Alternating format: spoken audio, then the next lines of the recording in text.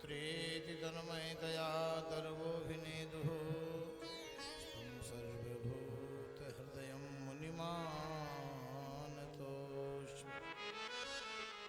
वागीसाद्यः सुमनसा सर्वार्थानामुपक्रमे यन्नत्वा कृतकृत्यास्युतं नमामि गजाननम्। अखण्डानन्दबोधाय शिष्यसन्तापहारिणे सच्चिदानन्दरूपाय तस्मै श्रीगुरुवे नमः। वाञ्छाकल्पतरुभ्यश्च कृपासिन्धुभ्यैव च पतितानां पावनेभ्यो वैष्णवेभ्यो नमो नमः। निगमकल्पतरोर्गलितं फलं सुखमुखादमृतद्रवसंयुतं पिबत भागवतं रसमालयं मुहुरहो रसिका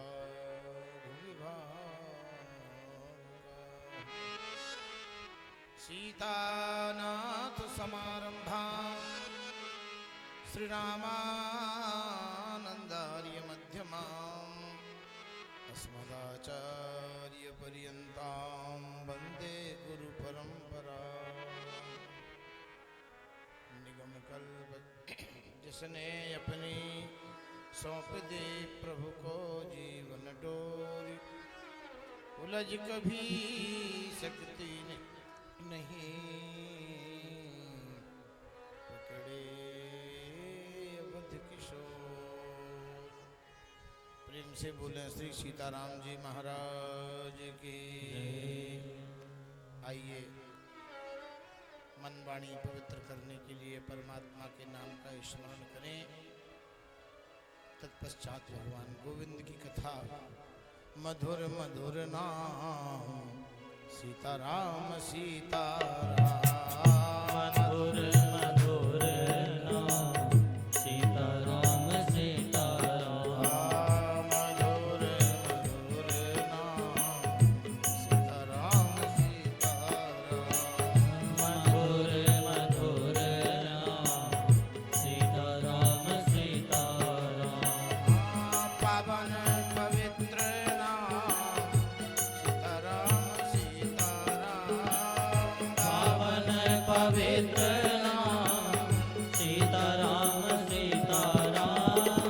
मधुर मधुर सीताराम सीताराम। मधुर मधुर नाम सीताराम सीताराम।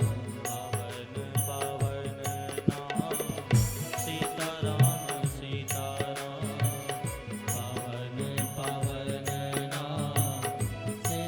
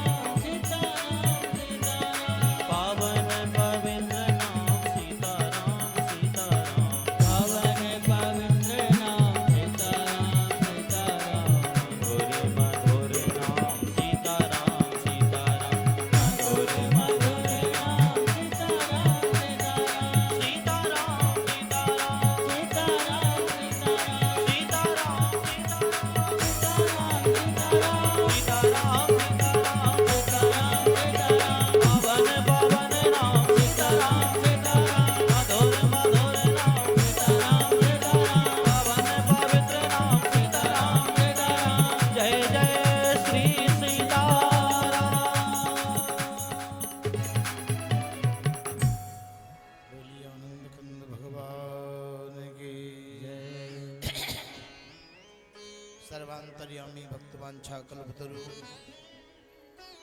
अखिल कोटि ब्रह्मांडाधिनायक सर्वेश्वरेश्वर भगवान कौशल्यानंद संवर्धन श्री सीताराम जी महाराज की करुणा कृपा के कारण इस कराल कलकाल के कलुषित वातावरण में जहां प्राणी मात्र को एक निमिष का सत्संग दुर्लभ है, निमिष दंड भर एक बारा,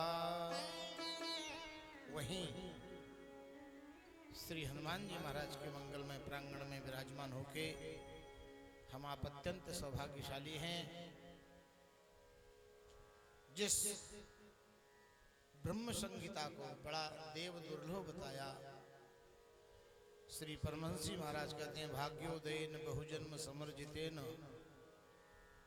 वहीं हनुमान जी की कृपा से सप्ताह ज्ञान यज्ञ का सप्तम दिवस की आनंदमयी बेला में श्री सुखदेव जी महाराज विराजमान होकर के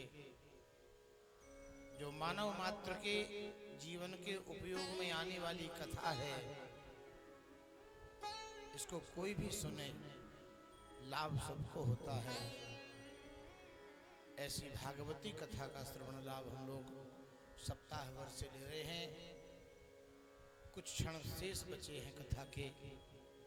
भगवान श्री शुक कहते हैं, ये परीक्षित मल्लानाम अस्मन्द्रनाम नरवरः स्मरोमान मूर्तिमान।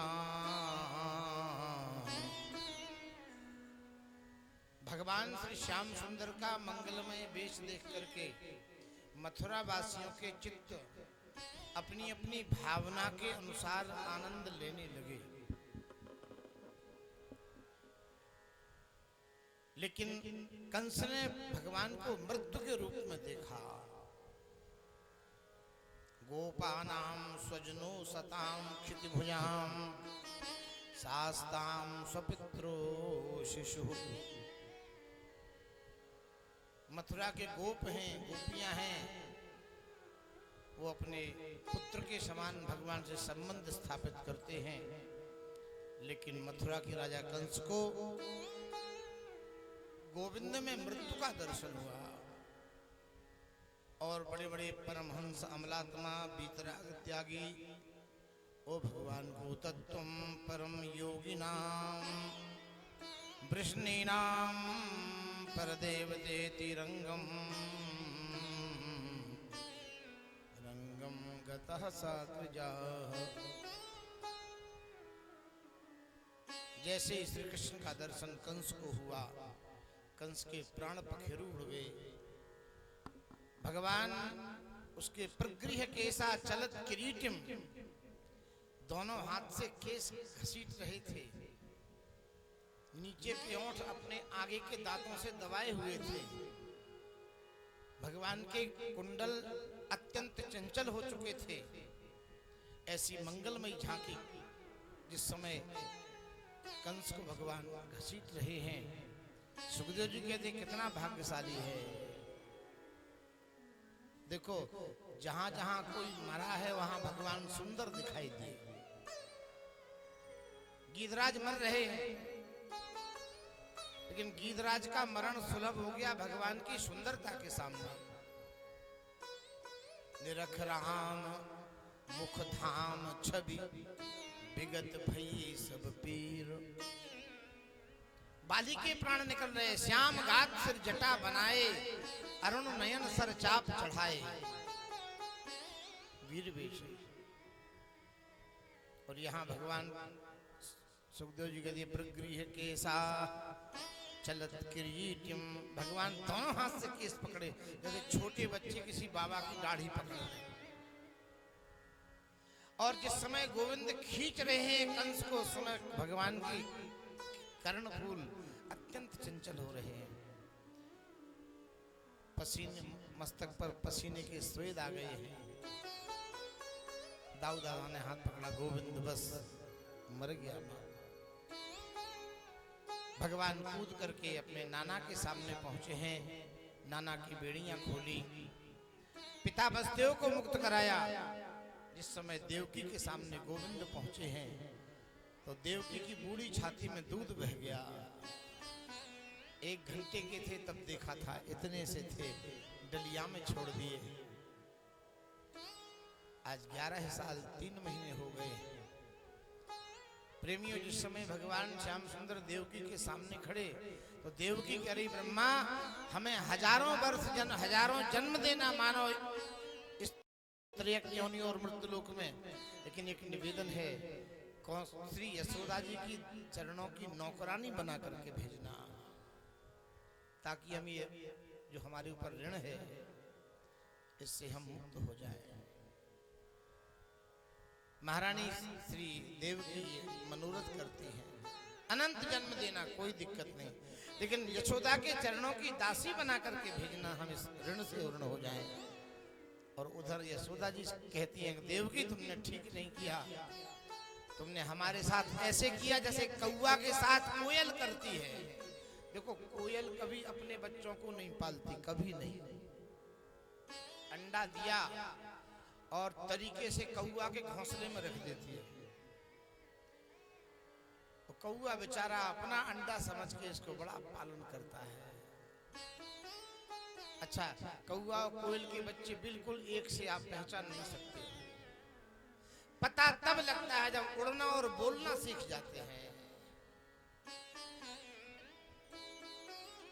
तो उस समय बहुत पश्चाताप होता, हमने अपने करके पाला था। और ये तो हो तो धाय, सूरदास कहते हैं यशोदा की वेदना, हो तो धाय तिहारी सुत की माया करते ही रहियो, संदेशों देव की सो कहियो। हमारा एक निवेदन कह देना, हम तुम्हारे पुत्र की धाय माने दाई। देहातों में जब माताओं को प्रसव और पुत्र पैदा करने का समय आता है तो एक दाई आती है जो उस क्रिया में बड़ी निपुण होती है। उस बालक को हाथ में ले उसका मलमूत्र साफ करे। रोज बड़े लोगों के यहाँ आज भी परंपरा है कि पुत्र का जन्म हो तो एक सेवक बाहर से बुला करके उसका मलमूत्र साफ कराया जाता है। यशोदा कहती, मैं तो तुम्हारे पुत्र की दाई हूं, हमने आपके पुत्र का मलमूत्र साफ किया। नंद बाबा ने कहा, मधुमंगल पूछो लाला से। ब्रज के सखाओं को भय लग गया जब से भगवान ने कंस मारा। उनका जो मित्र भाव था उसमें अंतर आ गया। लेकिन भगवान ने जैसे अपने मित्रों को देखा, नाना के समीप में सिंहासन में खड़े थे, ऐसा ऐश्वर्य पहली बार ब्रजवासी बालकों ने देखा।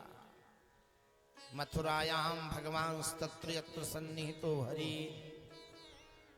और राजमहल का दिव्य ऐश्वर्य, ये ब्रजवासी गांव गरीब जंगल में भटकने वाले, लठिया लेकर के गाय के पीछे धूल और गोबर बटोरने वाले, जैसे ही देखा कि नाना के समीप में हमारे मित्र गोविंद खड़े हैं, डर गए बालक। लगता है कि अब हमारे नहीं होंगे। भागवत के टीकाकार श्रीधर जी लिखते हैं कि जैसे ही भगवान द्वारिका में प्रवेश किए तो द्वारका वासियों ने देवकी नंदन की जय बोली, तो ब्रजवासी बालकों को बड़ा खराब लगा कि देवकी नंदन कहां से हो गए, तो यशोदा नंदन है, ये नाम कैसे मथुरा में इनका बदल गया। अच्छा नहीं लगा मित्रों को। भगवान ने सखाओं से कहा, इधर आओ। किसी के कंधे पे हाथ रखा, किसी के गाल पे हाथ रखा, किसी के सर को खुजलाया, किसी के अंश भुजधारियति कृष्णा, किसी के गले में अपना हाथ डाला। मधुमंगल ने कहा, कन्हैया चलोगे? नहीं, परसों के कह के आए हो। बाबा प्रतीक्षा में हैं। धीरे से गोविंद बोले, नाना जी की इच्छा नहीं है। आहा, जो स्थिति सुमंत की हुई भगवान को वापस ले आने। मानहु संपत्ति सकल गवाई। भला बताओ, सुमंत का संबंध केवल एक राजपुत्र से है, लेकिन नंद तो अपने पुत्र को छोड़ रहे हैं। क्या बीती होगी, व्यास जी ने वर्णन नहीं किया। अन्न मनस्क नंद जी ब्रज लौटे हैं। भगवान के नाना उग्रसेन ने देखा, 11 वर्ष के बेटे हो गए। तुरंत सांदीपनी पाठशाला में जाकर के शिक्षार्थ भेजा भगवान को। ये उज्जैन के कुलपति हैं, आज की भाषा में जिसको वाइस चांसलर कहते हैं। भागवत में कुलपति की योग्यता, यो मुनि नाम 10 सहस्रम अन्नपानादि पोषणात सबई कुलपतिम ब्रूते, जो 10,000 छात्रों के भोजन वस्त्र और रहने की व्यवस्था करे। लेकिन श्री संदीपनी कौल्यपति हैं, मतलब समस्त कुलों के पति भगवान कृष्ण जिनके विद्यार्थी बन गए हों। ब्रह्मांड में जितने कुल हैं चराचर इनसे ही उत्पन्न है। वो परमात्मा जिनके छात्र बने हों। गर्ग संहिता में एक कथा आती है, मथुरा से गोविंद अक्रूर के साथ जा रहे हैं। नर्मदा खंड में अक्रूर से कहा, ताऊ जी रथ रोको। बोले कृष्ण ये खतरनाक क्षेत्र है, ये सुलपाड़ी झाड़ी है, यहाँ कोल लूट लेते हैं। भगवान ने कहा रोको नहीं, कूद जाऊंगा। जैसे ही रथ रोका कन्हैया कूदे, अपरिचित रास्ते के अंदर चले गए। अक्रूर ने कहा क्या लीला समझ में नहीं आती। जब भीतर गए तो देखा एक झाड़ी के भीतर एक बालक बैठा बैठा रो रहा है। शरीर कमजोर है, बदन पे फटे वस्त्र हैं, लेकिन मुखमंडल ब्रह्म तेज से परिपूर्ण है। भगवान ने पूछा आपका नाम क्या है? तो उस बालक ने कहा कि तो हम ही आपसे पूछना चाह रहे थे। भगवान बोले होते देव की पुत्रा, हमें देव की नंदन कहते हैं। अच्छा, आप महाराज उग्रसेन के दोहित्र हैं? हाँ। वो बालक बोला हमें सुदामा कहते हैं, थोड़ी दूर पर अवंतिका नगरी है। हम महाराज सांदीपनी पाठशाला के प्रौढ़ छात्र हैं। तो भगवान ने कहा यहाँ एकांत में क्यों बैठे हो? तो रोने लगा। श्याम सुंदर, हमारे पाँव में जूतियां नहीं हैं और इस कंटका क्यों ने मार का एक बड़ा कांटा है हमारे पैर में लग गया। एक करील का कांटा था, नीचे से लगा ऊपर निकल गया। भगवान ने कहा बताओ। देखा ठाकुर जी ने, तुम्हारा कांटा हम निकाल दें? उन्होंने कहा अस्तुम तुम श्रियापते, आप लक्ष्मीपति हैं, हम दरिद्रों का कांटा निकालेंगे। ठाकुर जी बोले विप्र प्रसादात कमलावरोहम, विप्र प्रसादात धरणीधरो, विप्र प्रसादात अजिताजितो हम, विप्र प्रसादात मम राम नाम। ब्राह्मणों की कृपा से ही हमें ये उत्तम कुल वर्ण करने को मिला। भगवान ने अपना दांत लगाया, कांटा निकाला, पीतांबर रक्त से चरण लथपथ हो गया, पीतांबर से लपेट लिया। उस ब्राह्मण गरीब बालक को गोद में उठा के रथ में बिठा लिया। अब परिचय हो गया। हमारे गुरुदेव कहते थे कि जो मित्रता दुख में होती है वो कई जन्म चलती है। इस संपत्तिशालियों की, बड़े लोगों की मित्रता तो बैठत जोरत तोरत ठाणे, जब तक बैठे तब तक ठीक है, खड़े हुए धत्तेरी लत्तेरी हुई, मित्रता टूट गई। गरीबी की मित्रता दीर्घजीवी होती है। देखो श्री कृष्ण सुदामा की दोस्ती अभी तक चली आ रही है, बिल्कुल यथावत, जरा भी फर्क नहीं पड़ा।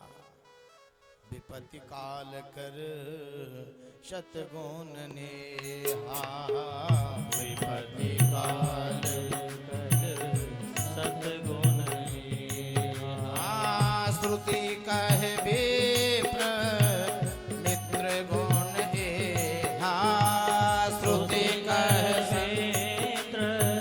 मित्र गुण एहा, श्रुति कह संत मित्र गुण एहा, श्रुति कह संत मित्र गुण एहा, विपत्ति काल सतगुण एहा, विपत्ति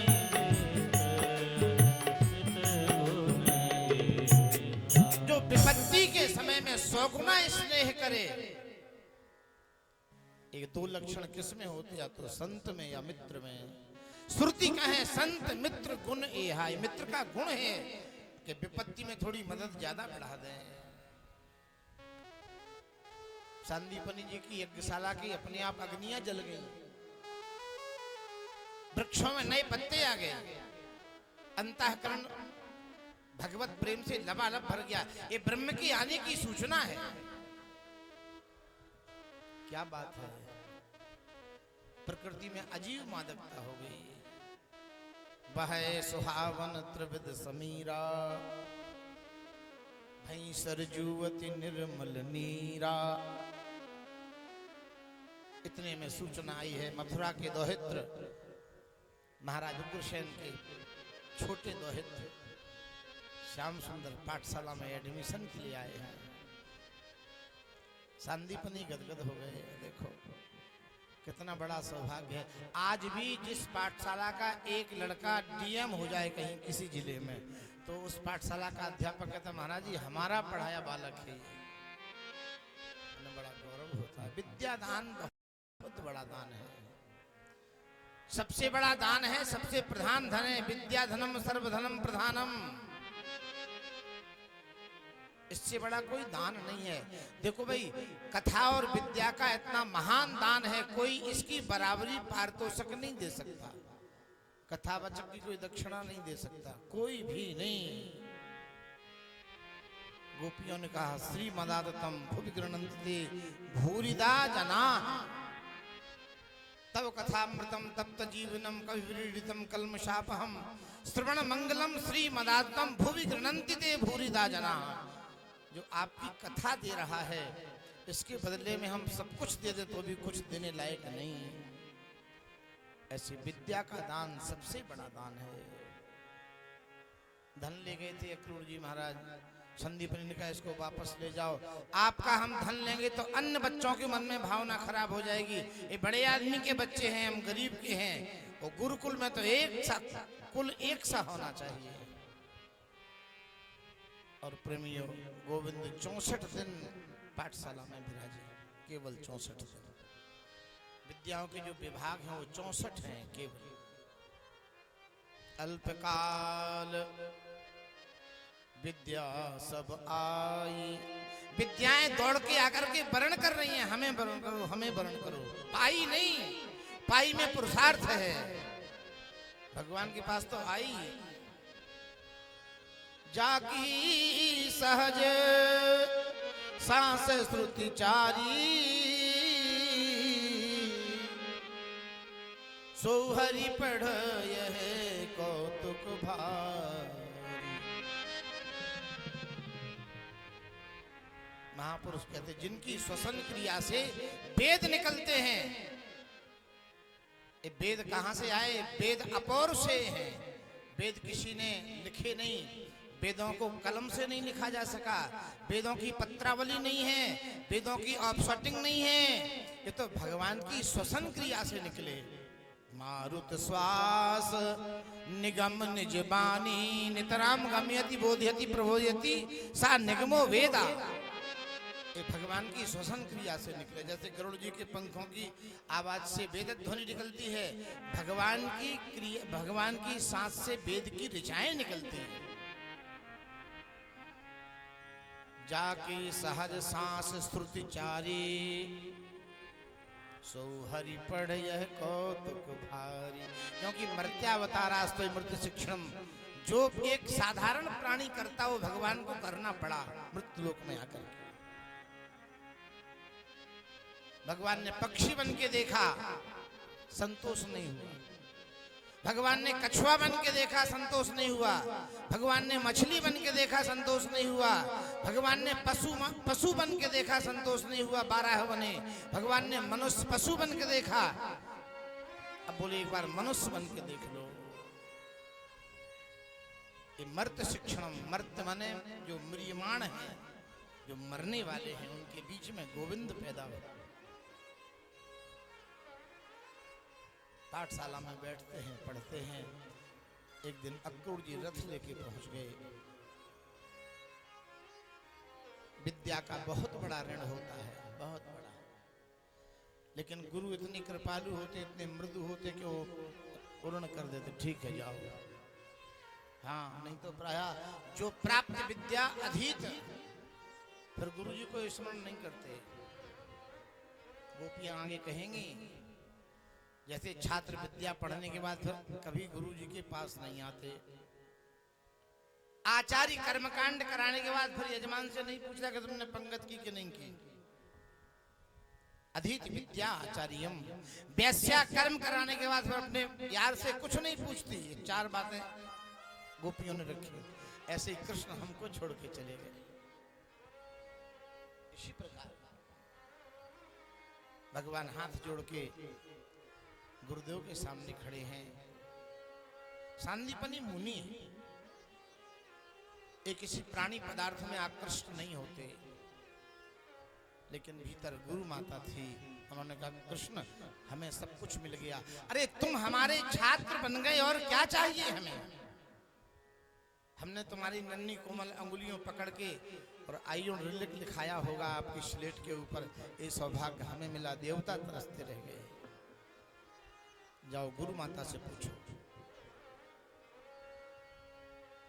भगवान ने कहा, माँ नाना जी की आज्ञा है, मथुरा जाना पड़ेगा, रथ आ गया है। भगवती सांदीपनी पत्नी दुखी हो गई। गोविंद तुम जब से आए तब से हमारा पुत्र शोक समाप्त हो गया।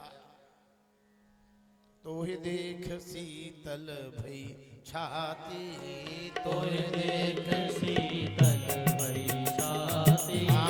पुन मोह कहाँ सोई दिन सोई राती, कोई मोह कहाँ सोई दिन सो राती।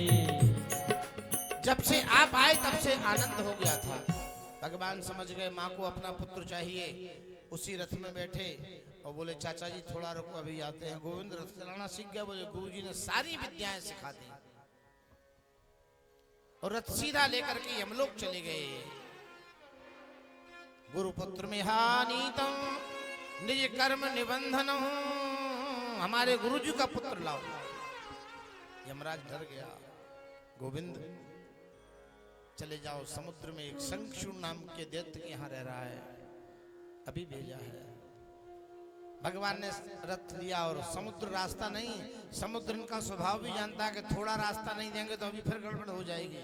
बहुत पुरानी दोस्ती है समुद्र से भगवान की। खट से समुद्र ने रास्ता दे दी। वो दैत्य सो रहा था, एक लात मारी भगवान ने जाके। उत्तुष्ट मूढ़े किनसे से घबरा गया। हमारे गुरुदेव का पुत्र बोले, ले जाओ। जब ठाकुर जी चलने लगे तो एक शंख गिफ्ट में दिया है, प्रभु यह हाथ में रखना, हमारा स्मरण बना रहेगा। और ठाकुर जी गुरुदेव को प्रणाम करके मथुरा आ गए। मथुरा में भगवती देव की बड़ी प्रसन्न है। और श्री व्यास जी कहते हैं, वृष्टि नाम प्रवरो मंत्री श्री कृष्ण दैत सखा, से बृहस्पतिर साक्षात उद्धवो बुद्धि सत्तमा। वृषिनाम प्रभरो मंत्री कृष्ण दैत सखा, शिष्य बृहस्पतिर साक्षात उद्धवो बुद्धि सत्तमा। वृष्णियों के मंत्री हैं, श्री कृष्ण के मित्र हैं, बृहस्पति के शिष्य हैं। इनका नाम उद्धव है। भगवान के साथ मथुरा में रहते। भगवान बगैर मित्र के नहीं रहते। तो ये उपनिषद का सूत्र है, द्वा सुपर्णा सयुजा सखाया समान वृक्षम पर सस्व जाते। एक डाल पे 2 पक्षी बैठे हैं, दोनों मित्र हैं। नाम क्या है? बोले, एक का नाम जीव है, एक का नाम ईश्वर है। महाराज, जीव और ईश्वर में बहुत अंतर है, फिर कैसे सखा? मित्र तो बिल्कुल बराबरी का होता है। तो आचार्य चरण कहते हैं कि जिस वृक्ष पर 2 पक्षी बैठे, वृक्ष में एक फल लगा है, वो फल का नाम संसार है। एक पक्षी ने उस फल में चोंच मार दी तो उसका नाम जीव हो गया। और जिस पक्षी ने फल को नहीं देखा उसका नाम ईश्वर हो गया। ब्रह्म जीव सहज संघाती। प्रेमियों, हमारा जो मित्र है वो अनंत जन्मों से नहीं, अनादि से अंत तक है। मित्र जो कभी न छोड़े। और संसार जो थोड़ी देर के मिला हो, हमें संसार मिला है जन्म के बाद मिला, वो मरने के पहले छूट जाएगा। थोड़ा धीमा करो इसको, आवाज गूंज रही है। संसार का स्वरूप है जन्म के बाद मिला और मरने के पहले छूटेगा, इसका नाम संसार। थोड़ी देर के लिए मिला है। वो ईश्वर उसको कहते हैं जो जन्म के पहले था, वो मरने के बाद रहेगा, उसका नाम ईश्वर है। ये भगवान के शाश्वत सखा हैं। उनमें एक उदाहरण श्री उद्धव जी महाराज। एक दिन मैया देव की बैठी बैठी रो रही हैं।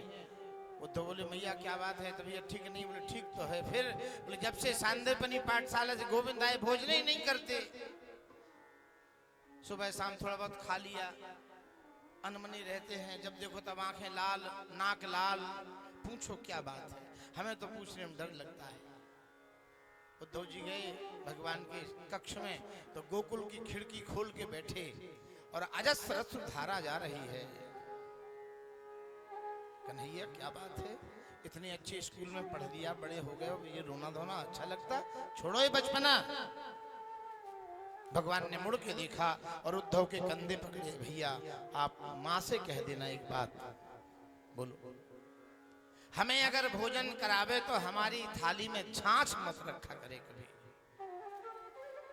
उद्धव ज्ञानी है। उद्धव ने कहा गोविंद माँ वही खिलाएगी जो तुम्हारे शरीर को पुष्टि देगा। भोजन के बाद मठा जरूरी है। भोजनांते पिबेत तक्रम, वैद्य कहते हैं भोजन के बाद मिल जाए तो बढ़िया गाय का मट्ठा पियो एक गिलास। आयुर्वेद में लिखा है भोजनांते पिबेत तक्रम वासरांते पिबेत पया। वो सवेरे जल पियो, वो निशांते पिबेत बारी। निशांत माने रात्रि में बढ़िया सुंदर एक गिलास दूध गाय का मिले चकाचक। वैद्य से किम प्रयोजनम, फिर वैद्य आने वाला नहीं है। भोजन के बाद छाछ, शाम को दूध, सवेरे पानी। बहुत लोग करते हैं, लेकिन उल्टा लोग ज्यादा करते हैं। अब तो भोजन के बाद एक सिगरेट, हाँ चले जाएंगे, और ब्यारू के पहले चले जाएंगे घूमने, नहाने धो करके बढ़िया सफेद कुर्ता पहन करके, जहां लिखा होगा ठेका देसी शराब, शाम को। तो सवेरा नहीं हुआ महाराज, पक्षी बोल रहे हैं अरे जागी कि नहीं, क्या बात है, टी कप बेड मी, एक कप चाय, जल्दी मर जाओगे। हाँ, और थोड़ी देर हो गई महाराज, पूरा दिन बेकार हो गया, खटपट मचा देगा। हाँ, अरे सवेरे जगे हो आंख बंद करके, प्रातः स्मरामि रघुनाथ मुखार बिंदम। सवेरे उठ करके बढ़िया ठाकुर जी के मुख का ध्यान करो, मंद मंद मुस्कुरा रहे हैं, कर्णांत दीर्घ नेत्र हैं, आम की कली के समान, काले घुंघराले घने घने केश हैं, सुवासी नासिका है, और बिंबा फल के समान अधरोष्ट भगवान के, गदरीले अंगूर के समान कपोल हैं भगवान के, संग के समान गलगंड है, उसमें बगनखा पड़ा हुआ है, पीली झगुली है, गोद में बैठे। ऐसा ध्यान क्यों नहीं करते? आंख खुली चाय। उद्धव कहते श्याम सुंदर माँ है, माँ वही खिलाती है जो पुत्र को सुपुष्टि दे। भगवान ने कहा भैया सो तो ठीक है, लेकिन हमारे थाल में छाछ आती है तो हमें अपनी बूढ़ी मैया यशोदा का स्मरण आ जाता है।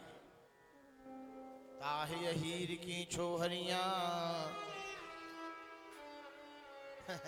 उद्धव बोले गजब हो गया, श्याम सुंदर तुम इतने विद्वान होकर के अब उन गमारों को नहीं भूल पाए। भगवान को बहुत बुरा लगा। उद्धव तुम ब्रज की उपासना को, ब्रजवासियों को नहीं समझ सकते, तुम ज्ञानी हो, तुम्हारी अनंत बुद्धि होगी, लेकिन हमारे ब्रजवासी केवल एक बुद्धि के मात्र। एक सन्यासी महात्मा बैठे आंख बंद करके, एक ब्रजवासी बालक आया, बाबा क्या कर रहे हैं? बोले भजन। तो लड़का बोला आंख खोलो, बोले नहीं भजन आंख बंद कर। बोले नहीं बाबा, यहाँ वृंदावन में तो आंख खोल के भजन किया जाता है। तो बाबा बोले तू क्या जाने कमार? बोले बाबा सच बता रहा हूँ, तुम आंख खोल के देख लो एक बार, तो तुम्हारा भजन सब बेकार हो जाए, फैल जाएगा सब। क्यों? बोले जोलो तो नंद को कुमार नहीं दीख पर्यो, तोलो तू बैठ के या ब्रह्म को विचार ले। हमारे कन्हैया को देख लोगे ना, सब भजन भजन फेंकते हो तुम। उद्धव ब्रजवासियों की क्या कहना है। उद्धव ने कहा चिंता मत करो, हम अभी ब्रजवासियों को समझा के आ जाएंगे। भगवान ने कहा ठीक है, तुम समझा के आना तो शाम को भोजन करेंगे हम। उद्धव जी जा रहे हैं। भगवान ने अपना वही रथ है, वही घोड़े हैं, वही पीतांबर है, वही मोर मुकुट रख दिया और उद्धव जी भगवान के समान सांवरे हैं। दूर से लगता श्री कृष्ण हैं। इधर गोपियां भगवान को पहुंचाने आई तो मथुरा वृंदावन की सीमा में रह गई, घर में नहीं गई। क्यों नहीं गई? बोली परसों आना है उनको तो साथ में ही लेके चलेंगे। हमारी माताओं के ऐसे ऐसे कठिन व्रत हैं, 2-2 दिन तक पानी नहीं पीती, कभी कभी ऐसे व्रत पड़ जाते हैं। और माताएं सहज प्रेम से साफ संपन्न कर लेती हैं भगवान के लिए। तुमसे कह दिया है कि निर्जला एकादशी रहो तो 50 उपाय करोगे, कूलर में, कहीं एसी में, कहीं गीला कपड़ा, कहीं पानी में। लेकिन माताएं अगर कोई व्रत करती हैं तो बड़ी गंभीरता से गोविंद के सारे बैठी रहती हैं। ब्रज की गोपियां भगवान को विदा करने आई हैं। परसों हो गया नहीं, बरसों बीत गए। घर से परसों की तो कह गए घनश्याम, ना आए बरसों बीत गए। घर से परसों की तो कह गए श्याम, आए बरसों बीत गए। घर से परसों की तो कह गए घनश्याम, आए बरसों बीत गए।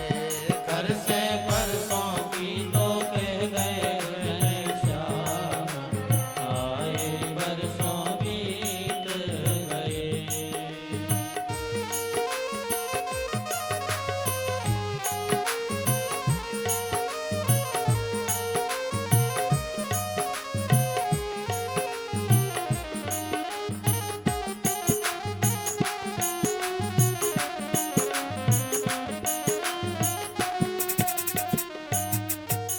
ऋतुन कंत आयो बसंत, खेतन में फूली सरसों।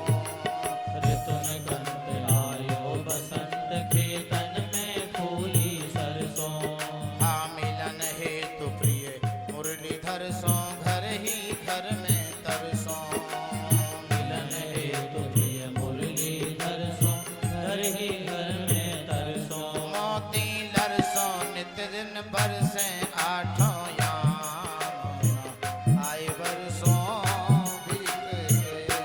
घर से परसों की तो कह गए घनश्याम, आए बरसों बीत गए।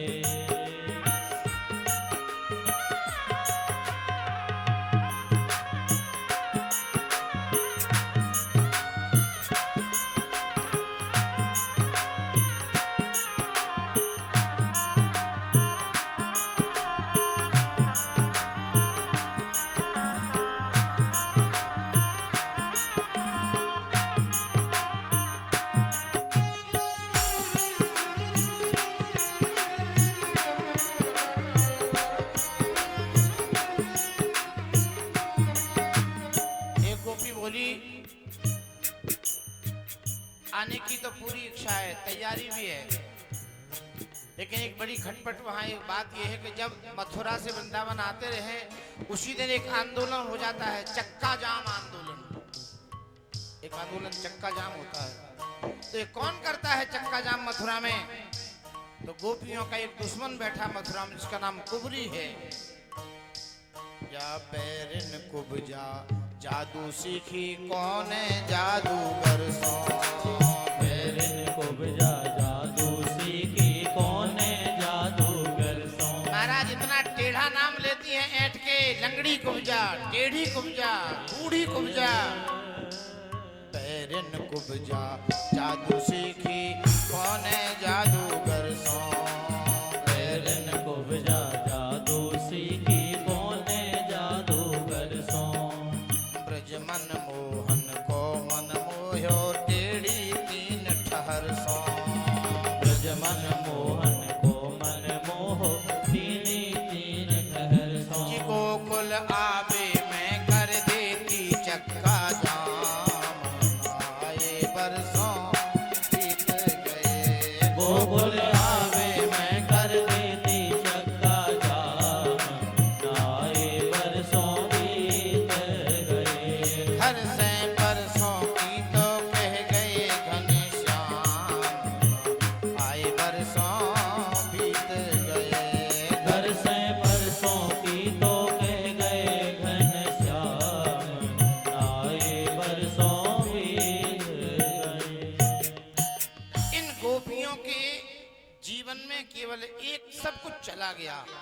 केवल एक चीज बची, जो केवल कृष्ण की कथा, कृष्ण की चर्चा, और कोई आधार नहीं है।